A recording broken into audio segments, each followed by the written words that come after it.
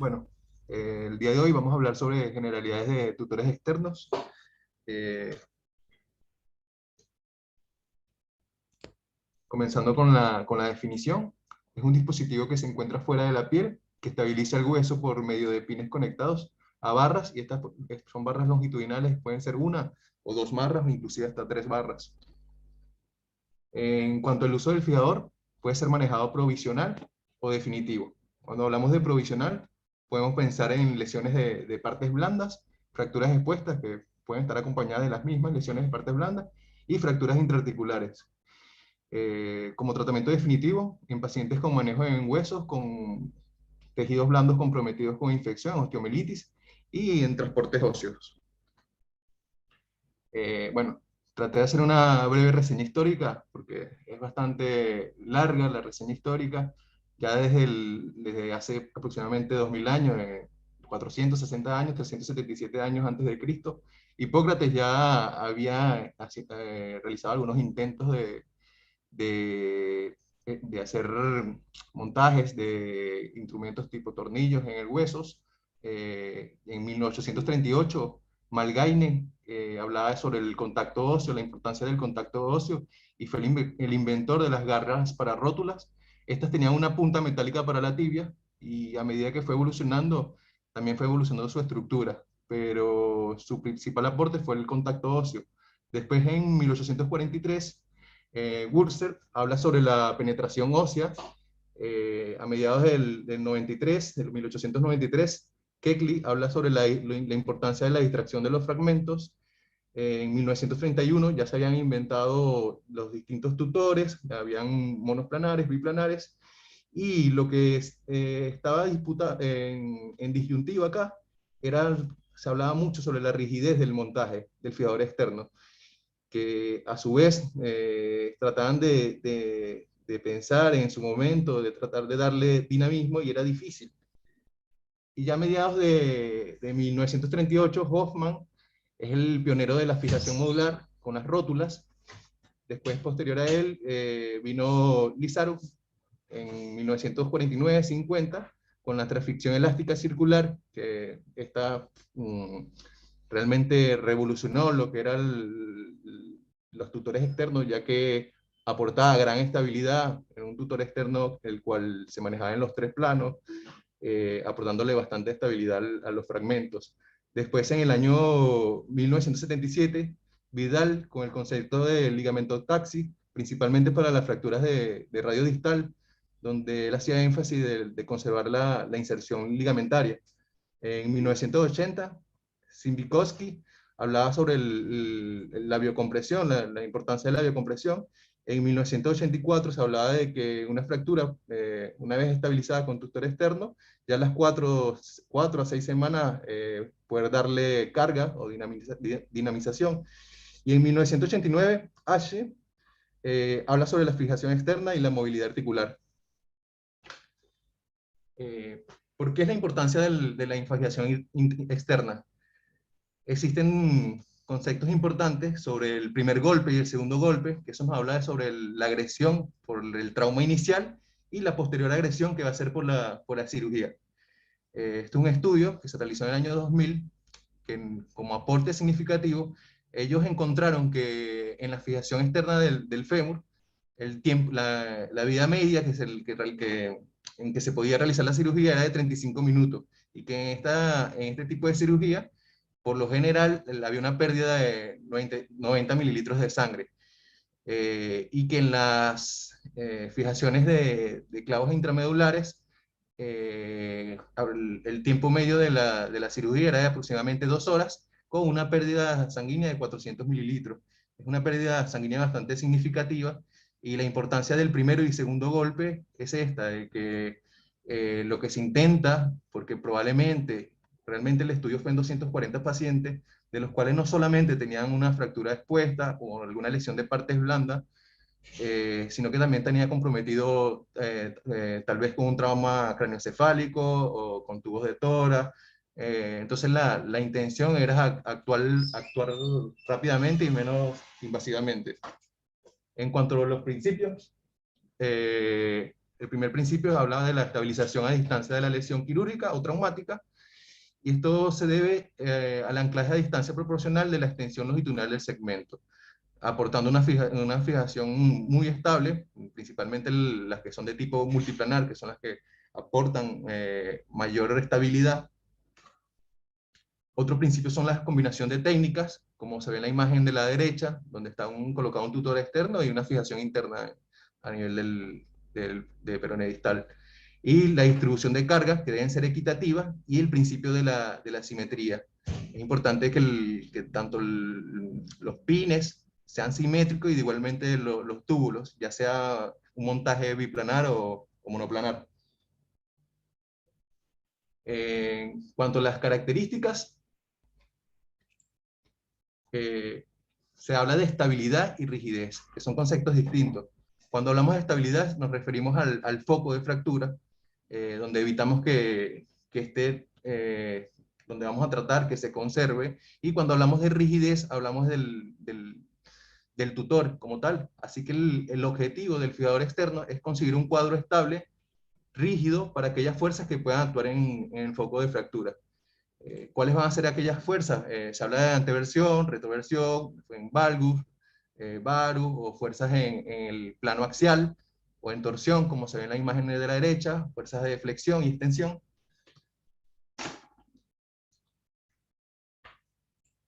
En cuanto a los objetivos, lo que se intenta es estabilizar la fractura, eh, aportar compresión al foco de fractura, y en donde hay fracturas, donde hay una gran deformidad, se usa el concepto de distracción ósea. Otro objetivo importante es donde se usan los tutores externos en la transportación, en la transportación ósea, con el concepto de osteogénesis por distracción, y en la artrodiastasis. Entonces se trata de estabilizar la articulación. Y el principal objetivo del tutor externo, si bien es el control de daño, el prevenir algún síndrome compartimental que pueda comprometer el miembro, esto es lo más importante y es lo que nos tiene que quedar claro, que la principal función del tutor externo es el control de los daños, el control de las partes blandas. En cuanto a las indicaciones, se describe que en fracturas expuestas contaminadas, fracturas asociadas a quemaduras graves, fracturas que requieren colgados pediculados de la otra pierna, como el cross-leg, injertos libres vascularizados u otros procedimientos reconstructivos, en alargamientos de miembros, en artrodesis, en pseudoartrosis de fracturas infectadas. En cuanto a los componentes, se describen los tornillos de Shank, que estos son a su vez de 2.5 a 6 milímetros.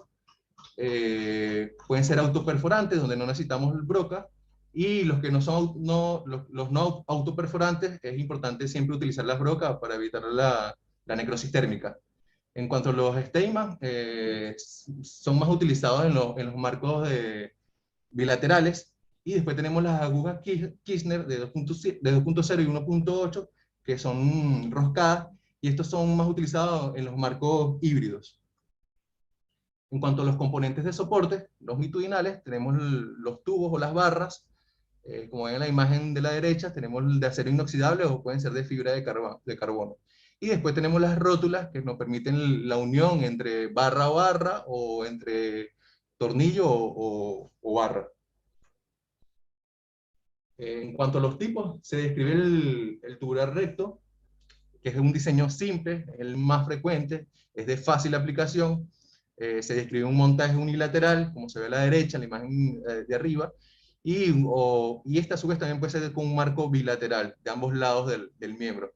También se describe el montaje en B y el montaje triangular. Después, como se describía hace un Ilízaro, el ruso, se describe o sea, está escrito con el mismo nombre.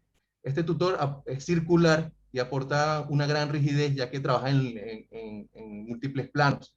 Aporta mayor compresión, también sirve para el alargamiento óseo y el transporte óseo. Después tenemos el híbrido, que realmente es mucho más difícil la técnica, hay que tener una buena curva de aprendizaje, y se utiliza principalmente para fracturas proximales a una articulación, como se ve en la imagen, una fractura bicondilia de tibia, en la cual vamos a combinar agujas de Kirchner metafisiarias con tornillos de Chan diaficiario. También se puede combinar con tornillos de compresión, como se ve en la imagen. Es una colocación, como les comenté, bastante compleja, donde se amerita una curva de aprendizaje bastante larga, bastante importante, y que se describe que también tienen un riesgo de artritis séptica por la cercanía a la articulación. En cuanto a la configuración, están las unilaterales, que es de un solo lado del miembro, o las bilaterales, que pueden encontrar, la podemos encontrar a ambos lados del miembro. Estas, a su vez, las unilaterales se clasifican en monoplanares, que son en un solo plano, y las biplanares, que son en dos planos, como se evidencia en la imagen, un plano coronal y un plano sagital. Después tenemos las bilaterales, que estas a su vez se clasifican en monoplanares, y la de configuración delta, que son biplanares. En cuanto a la colocación de los pines, les traje este concepto. Una cadena es tan débil como el más débil de sus eslabones. Es decir, que si un pin no consigue la consistencia perfecta, ¿ok? O no queda bien fijado, es muy probable que el sistema colapse. Y es la importancia de verificar con rayos y el montaje. En cuanto a la colocación de los pines, es importante que el diámetro menor sea de un tercio del número, como se evidencia en la imagen de la derecha. Las incisiones suelen ser longitudinales. La disección es roma hasta el hueso. Debemos usar una camisa o el broca para proteger las partes blandas y evitar la necrosis térmica. Con el pin podemos palpar el hueso, inclusive separar un poco las partes blandas, marcar con la punta del pin para que no se resbale, es decir, comer un poco la cortical para evitar que se resbale el pin. En cuanto a los diámetros del pin, se describen de 4 milímetros para huesos metatarsianos o tibias, pero en este caso serían de tibias pediátricas. Ya de 5 milímetros se describe ya en una tibia y fémur, pelvis y huesos calcáneos de un adulto, y las de 6 milímetros para una tibia, fémur o pelvis, que serían en pacientes adultos con una buena calidad ósea. Es importante que en la colocación de los pines siempre tengamos en cuenta que la inserción debe ser de bajas revoluciones, menores de 600 revoluciones por minuto, y que hay que estar muy atento a lo que es al calor disipado. Se describe que ya menor de 50 grados podemos tener necrosis térmica. Entonces es importante que a medida que coloquemos los pines, estar irrigando con solución fisiológica, como les comentaba, siempre comprobar con rayos X intraoperatoria, y lavar la herida después de poner los pins para limpiar el resto del hueso. En cuanto a la técnica de colocación de los pines, se describe, y esto es muy importante, que los pines proximales al foco de fractura deben estar aproximadamente entre 2 o 3 centímetros. Después vamos a hablar sobre la regla de los 3. En la diáfisis debemos perforar previamente los agujeros para los tornillos del Chan o clavo, para evitar lo que venimos hablando de la necrosis térmica, evitar el daño óseo secundario a la lesión térmica, y no sobrepasar la segunda cortical en exceso, porque si la sobrepasamos podemos tener alguna lesión de estructuras neurovasculares. Y en metástasis es importante usar tornillos autoperforantes, y así evitamos la penetración articular. Importante que en la colocación de los marcos hay varios conceptos que nos ayudan a comprender y aportarle más estabilidad al foco.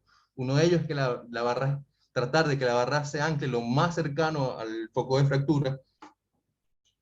El hecho de que usemos dos barras nos va a aportar más estabilidad, inclusive con marcos bilaterales, ya sea con pines transfixiantes o no, también nos va a aportar mayor estabilidad.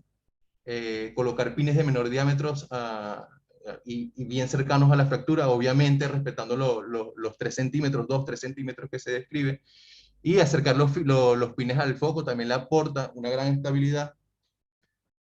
Otra manera de aportar la estabilidad es que los pines distales pueden estar bastante alejados de los proximales al foco. Es importante también que los pines que van a estar cercanos al foco sean paralelos o perpendiculares al mismo, ¿ok? Perdón, paralelos al mismo, y que cuando tenemos un trazo oblicuo, como se ve en la imagen, inferior o distal, el foco distal, el fragmento distal, es importante que 3 centímetros a él coloquemos un pin de la misma manera paralelo a él. y esto le va a aportar mayor estabilidad y va a impedir la diástasis del mismo.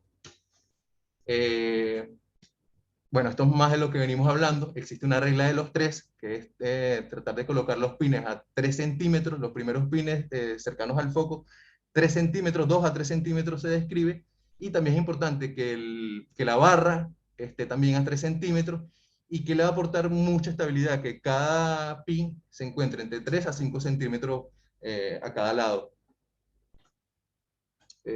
Otra cosa importante, otro concepto importante, es que los pines no deben atravesar 2/3 de la cortical, como máximo 2 hilos, o 2 roscas, como máximo 2 a 3 roscas, para evitar el compromiso neurovascular. En cuanto a las desventajas de fijación externa, se describe que con frecuencia se precisa de un segundo tiempo quirúrgico para la síntesis definitiva de la fractura. Si bien este no es el manejo definitivo, como bien hablaba la doctora Evelina ayer en cuanto a nuestra ubicación geográfica y en el contexto de que hablamos que es un hospital público, muchas veces en nuestro hospital el material tarda más de lo esperado, o muchas veces no llega el material. Por eso la importancia de hacer una buena fijación externa. Se habla también que el tiempo prolongado aumenta el riesgo de infección, y este tiempo va a ser dependiente.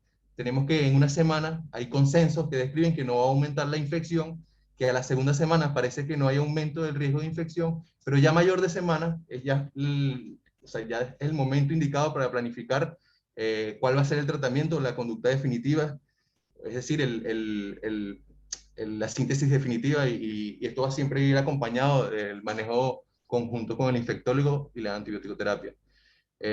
También se habla del efecto de superposición, que si es posible evitar la colocación de pines, donde probablemente vamos a colocar una síntesis, una placa o algún instrumento de osteosíntesis, tratar de evitar para una posible osteosíntesis posterior. En cuanto a las desventajas de fijación externa, según el Campbell, refiere que se requiere una técnica meticulosa para la inserción de las agujas y un cuidado continuo de la piel y de las entradas de las agujas para prevenir las infecciones en el trayecto de las mismas. Las agujas y el marco de fijador pueden ser, desde el punto de vista mecánico, difícil de montar para el cirujano inexperto. Por eso es importante tener una curva de aprendizaje elevada. El marco puede ser aparatoso y el paciente lo puede rechazar por razones estéticas. Puede producirse una fractura a través del trayecto de las agujas y puede producirse una refractura después de la retirada del marco, a menos que se proteja adecuadamente el miembro hasta que el hueso subyacente se acostumbre. En cuanto a la colocación de los distintos tutores externos, los distintos miembros, se describe la fijación externa del húmero, que es poco frecuente, y esta se va a insertar, es importante la zona segura, en la cara lateral del húmero proximal, tratando de evitar la cara posterior, o el canal de torsión, el canal espiral, donde se va a alojar el nervio radial, y a nivel distal en la cara posterior del húmero. Ya que a nivel distal ya se va haciendo anterior el nervio. Hay muchas literaturas que hablan de que es importante también, sobre todo en los tutores, en la colocación de tutores externos en miembros superiores, identificar los nervios. No hacerlo de manera percutánea, sino de manera abierta, y siempre identificar los nervios. En cuanto a la colocación del tutor externo en el codo, se describe que se debe colocar en la cara lateral del húmero distal, el mismo concepto del anterior, por donde discurre el nervio radial, y que el abordaje, como les comentaba, debería ser abierto, tratando de identificar el nervio. Y a nivel distal, a nivel del antebrazo, vamos a colocarlo en la cara subcutánea del cúbito. En cuanto a la fijación externa del antebrazo, el uso es excepcional, o sea, es poco frecuente, salvo en tratamientos de fracturas de muñeca. Este se debe insertar en el segundo metacarpiano del radio lateral y a nivel del radio distal, porque o sea, lo que es la cercanía de la muñeca tenemos tenemos lo que es el retináculo, donde vamos a encontrar el retináculo extensor o flexor, muchas estructuras tendinosas y nerviosas. En cuanto a las fracturas de pelvis, se describen tanto la colocación de pines parilíacos, supracetabulares y subcresta. Los parailíacos, que son de 2 a 3 pines en cada lado, percutáneos, como se ve en la imagen, que la letra A, ¿okay? Después tenemos los supracetabulares, que es solamente un pin de cada lado, que es el más estable, que le aporta mayor estabilidad, la letra B, que se evidencia en la imagen, y después tenemos los subcrestas, que son como que los más fácil de colocar, y le aportan gran seguridad, y va un pin a cada lado. Aquí tenemos una imagen a su izquierda de un montaje monoplanar, y a su derecha de un montaje multiplanar. En cuanto a las fracturas expuestas o el montaje de la fijación externa en el fémur, se describe que debe ser en la cara lateral, principalmente tratando de proteger de las estructuras vasculares y nerviosas. Si bien del lado medial también es incómodo para el paciente, también tenemos el conducto de Hunter, donde vamos a encontrar estructuras nerviosas importantes.